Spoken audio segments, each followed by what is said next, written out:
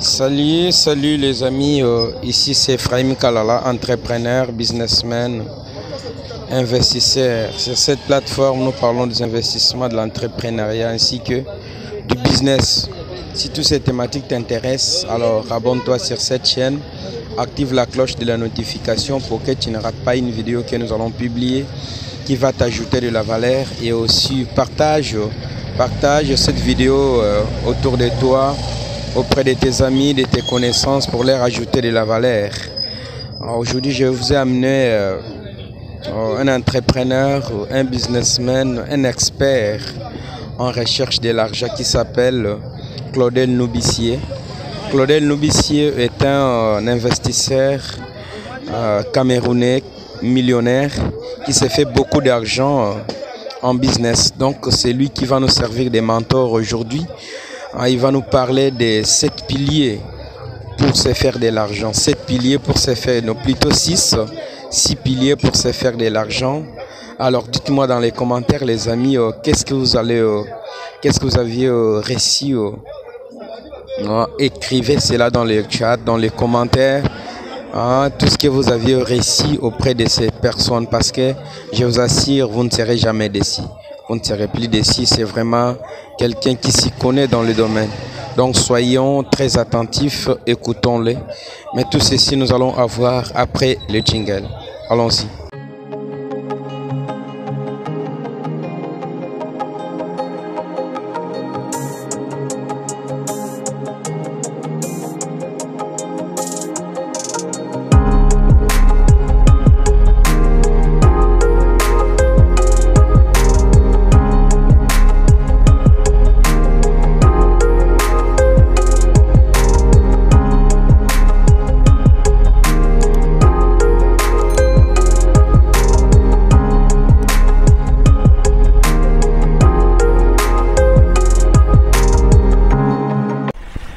Gagner de l'argent, c'est certainement l'une des expressions les plus recherchées sur les moteurs de recherche en ligne.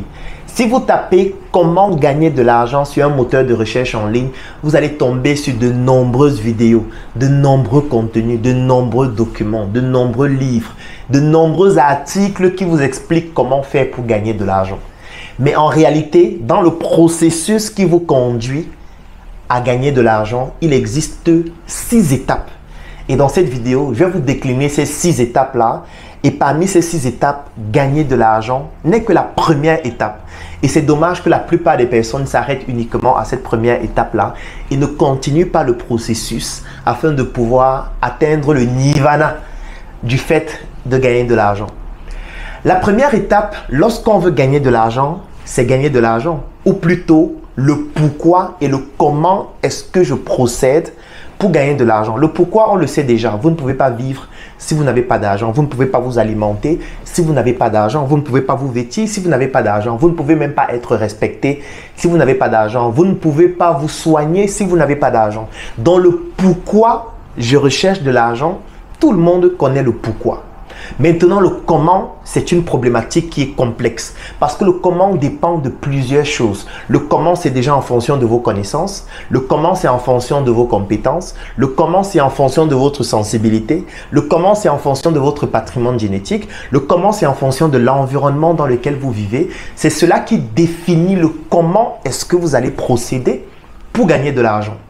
Je vais m'expliquer. Il y a des personnes qui vont essayer de gagner de l'argent en pratiquant la menuiserie. Peut-être parce que dans leur environnement, leurs parents étaient des menuisiers et leur ont inculqué la menuiserie depuis l'enfance. Il y a des personnes qui vont essayer de gagner de l'argent avec l'agriculture. Il y a des personnes qui vont essayer de gagner de l'argent avec leur formation académique. Par exemple, on aura un juriste qui va vouloir créer son cabinet. Il y a des personnes qui vont vouloir gagner de l'argent avec leurs compétences. On a par exemple un médecin qui est à l'hôpital, qui consulte à longueur de journée, un chirurgien qui opère et qui gagne de l'argent. Donc, gagner de l'argent, le comment découle de plusieurs choses que j'ai citées antérieurement. Nos connaissances, nos compétences, l'environnement dans lequel on a grandi, notre patrimoine génétique et surtout notre sensibilité. Quand je parle de sensibilité, ça veut dire que un jour, quelqu'un peut venir vous dire « Voici comment on fait pour gagner 100 millions en 6 semaines ». Et vous vous dites « Waouh ! comme j'ai même trop de problèmes là, il faut que je me lance dans cela. Vous voyez qu'on a touché votre sensibilité parce qu'on vous a donné ou alors on vous a miroité quelque chose qui ne peut pas forcément se produire. Parce que si vous tapez aussi sur les moteurs de recherche, comment gagner de l'argent, vous allez vous rendre compte que le mot-clé qui vient juste après, c'est rapidement. Parce que les gens ajoutent toujours rapidement, sans comprendre qu'en réalité, on ne peut pas réellement gagner de l'argent sur du long terme rapidement. Il n'y a rien de sérieux qui s'obtient rapidement. Le processus qui permet d'obtenir quelque chose de consistant sur le long terme, c'est un processus qui prend du temps. C'est pour ça que même le processus pour gagner de l'argent comporte 6 étapes qui s'étendent sur une longue période. Donc là, je viens de présenter la première étape, c'est-à-dire comment je fais pour gagner de l'argent.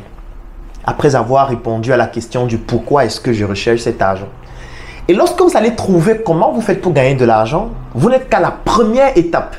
Ça veut dire, par exemple, vous avez lancé un business et au quotidien, vous réussissez à gagner 500 francs, 1000 francs, 2000, 3000, 5000, 10 000, 50 000, 100 000, 1 million.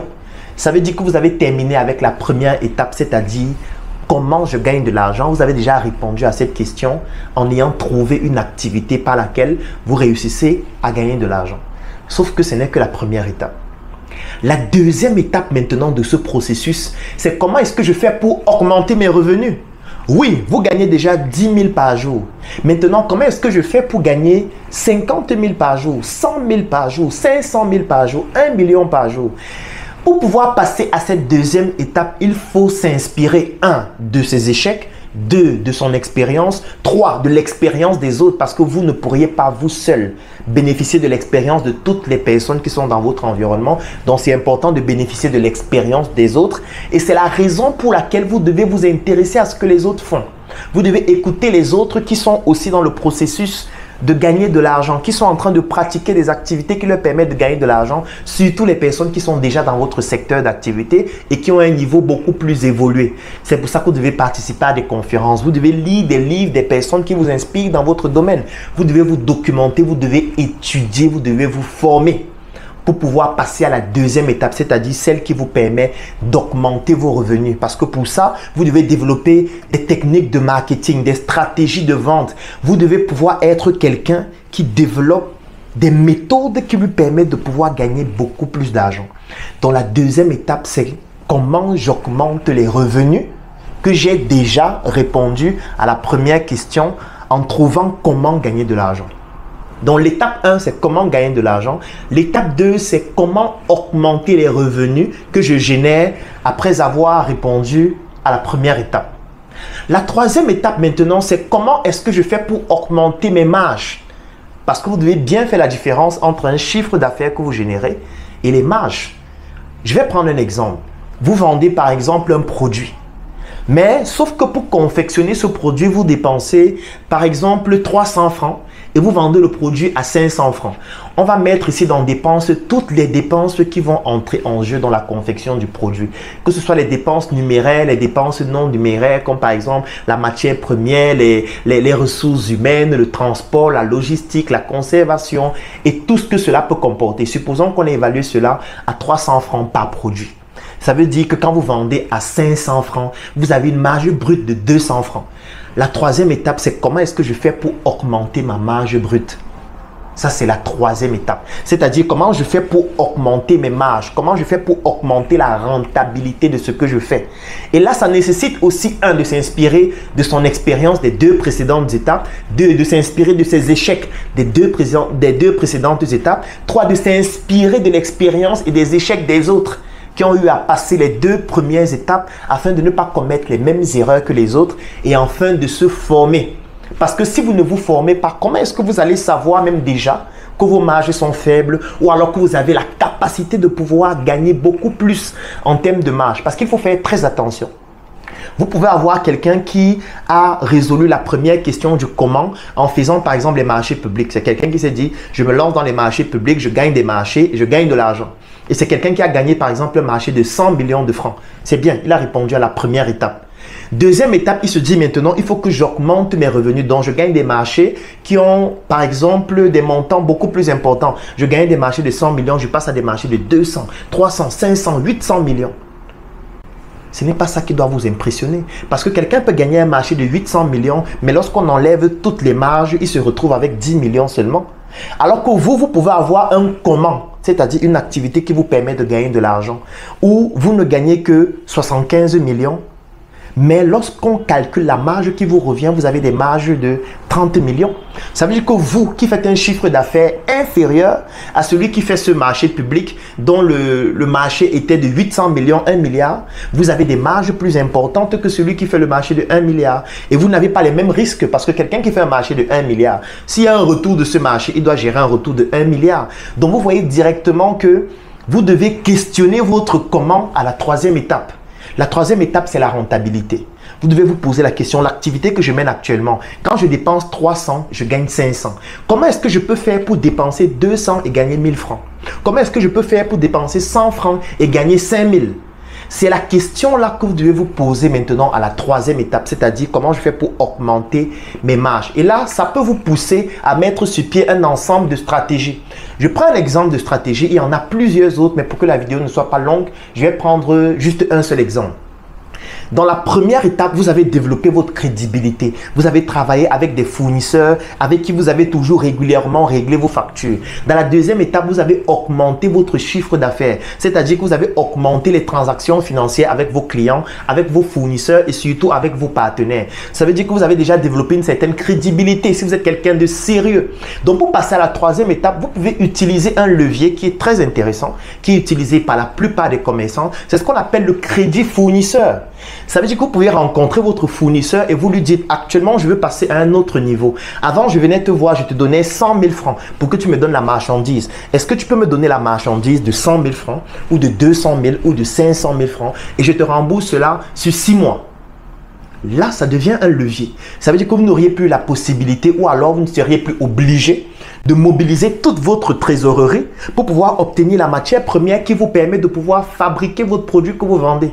Et quand vous mobilisez dans une matière première, comme ça, sans avoir besoin de débourser votre trésorerie, ça vous permet de pouvoir l'utiliser et mieux fructifier votre argent sans avoir besoin de dépenser comme vous le faisiez avant.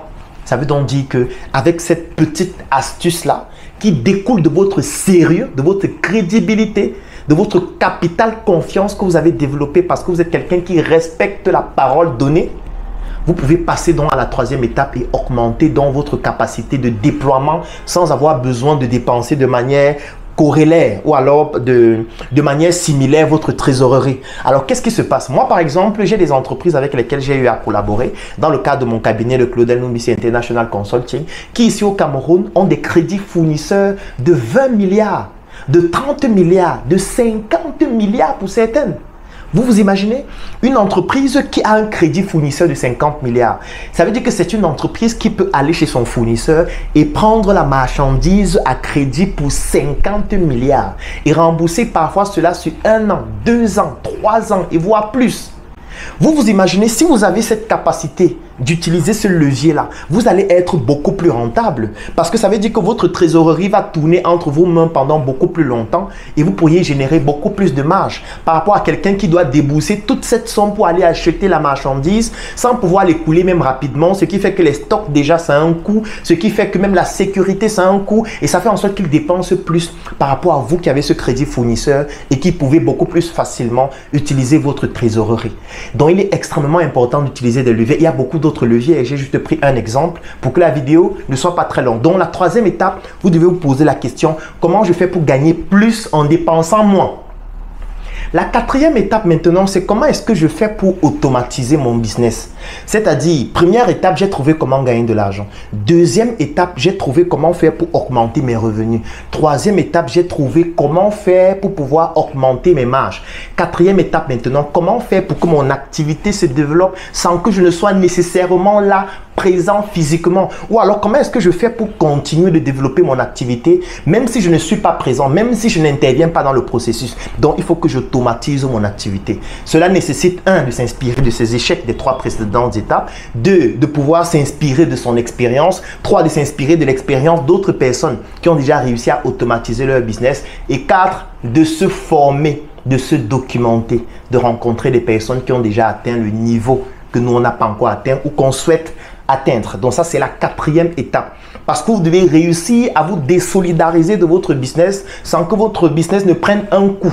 Vous ne devez pas avoir le style de business où vous devez obligatoirement être là pour que ça fonctionne. Sinon, c'est une grosse lacune. Si vous tombez malade, qu'est-ce qui se passe? Si vous mourrez, qu'est-ce qui se passe? Si vous n'avez plus la capacité d'avoir les compétences pour continuer à tenir, qu'est-ce qui se passe? Si vous tombez malade et vous avez une affection au niveau de votre cerveau qui ne vous permet plus de réfléchir de manière optimale, qu'est-ce qui se passe? Donc, il faut absolument passer à la quatrième étape, c'est-à-dire automatiser votre business et faire en sorte que ça ne dépende plus totalement de votre implication personnelle directe et même indirecte. Ça, c'est la quatrième étape. Ça nécessite beaucoup de ressources intellectuelles et surtout, ça nécessite beaucoup d'expérience. Ça nécessite beaucoup d'inspiration par rapport aux échecs des autres et surtout, ça nécessite beaucoup de stratégie. La cinquième étape, c'est le patrimoine. Ça veut dire vous avez déjà 1. Trouver comment gagner de l'argent. 2. Augmenter les sommes que vous gagnez par jour. 3. Augmenter vos marges. 4. Vous avez réussi à automatiser votre business. 5. Maintenant, il faut bâtir un patrimoine. Parce que votre business ne doit pas disparaître après vous. Il ne faudrait pas que quand vous mourrez, votre business disparaisse. Ou alors, il ne faudrait pas que les personnes qui sont proches de vous, les membres de votre famille ou alors vos enfants et tout le reste, ne puissent pas bénéficier de ce que vous avez bâti pendant 10 ans, 15 ans, 20 ans, 30 ans, 50 ans, voire plus. Donc, cinquième étape, il faut bâtir un patrimoine. Le patrimoine, ça veut dire que vous devez permettre à ceux qui viendront après vous de continuer votre business. Vous devez permettre à ceux qui viennent après vous de bénéficier de certains biens que vous avez eu à implémenter. Ça peut être des entreprises, ça peut être des biens immobiliers, ça peut être des biens logistiques, ça peut être des biens matériels, des biens financiers. Vous devez consolider un patrimoine et trouver avant de partir ou avant de mourir le moyen de permettre à ceux qui viendront après de pouvoir l'utiliser et de pouvoir continuer. Et enfin, la sixième étape, c'est de transmettre. Vous devez transmettre votre savoir-faire à vos proches, à vos enfants, à vos collaborateurs, à vos partenaires. Vous devez partager vos connaissances. Vous devez montrer à d'autres personnes comment vous avez procédé pour passer de la première à la sixième étape. Là maintenant, c'est votre devoir en tant qu'être humain. C'est votre devoir social. C'est votre devoir en tant qu'un intellectuel. Parce que si vous avez pu traverser toutes ces étapes, vous êtes un intellectuel, même si vous n'êtes pas allé à l'école. C'est pour ça qu'à la Startup Academy, notre slogan, c'est l'art d'innover sans diplôme. Parce que quelqu'un qui passe par toutes ces étapes, c'est quelqu'un qui a une très forte expérience. C'est quelqu'un qui a forcément subi beaucoup d'échecs, beaucoup de trahisons. Quelqu'un qui a forcément bénéficié de beaucoup de savoir-faire, de beaucoup de stratégies. C'est quelqu'un qui a développé son carnet d'adresses. C'est quelqu'un surtout qui a pu, avec le temps, réaliser des choses exceptionnelles et léguer un patrimoine important. Il serait inadmissible pour cette personne de partir de ce monde sans partager son savoir-faire, sans partager ses connaissances, sans encadrer d'autres personnes et permettre à ces personnes-là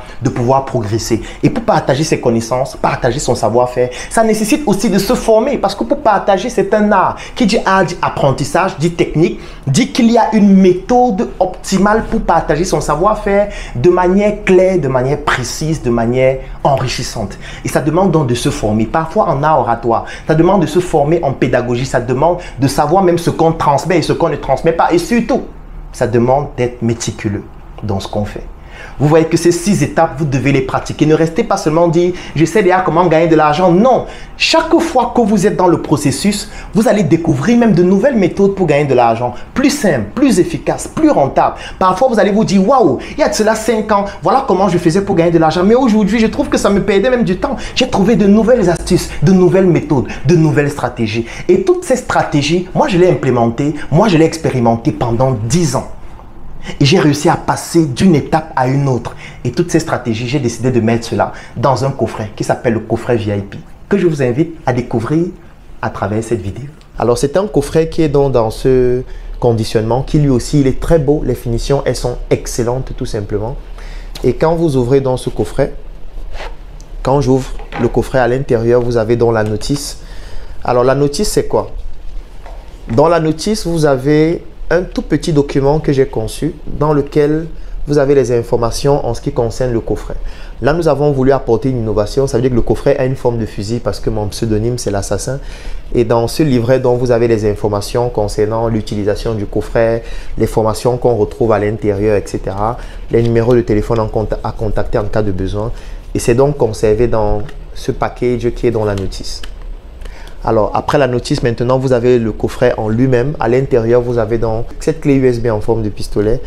et voilà, qui est dans ce conditionnement en mousse qui est très bien fait. Les finitions sont excellentes. Quand vous allez le toucher, il est assez lourd, il est vraiment comme un PA. Et ce qui se passe donc maintenant, c'est que quand vous ouvrez, vous avez la clé USB. Et elle est brandée Claudel Noubissi. Alors, c'est une clé USB 3.0 de 128 Go qui comporte aussi toutes les formations à l'intérieur. Donc, c'est ainsi qu'est né le nouveau coffret VIP qui se présente donc ainsi. J'ai vendu mon lit, mon frère. J'ai arrêté de dormir, ma soeur. Et depuis ce jour, je me pose des questions. Je remets tout en question. Je suis né en Afrique de père et mère nucléaire. Eux aussi, ils sont nés de leur père et mère nucléaire. Dans mes veines coule le sang et les gènes de mes ancêtres. Tout à fait évident, je pratique le culte des ancêtres. Aujourd'hui, on me parle de religion, j'en rigole. Dieu par-ci, Jésus par-là, mais d'où sorti, c'est guignol. Oui, je sais que ça fait mal comme 400 ans.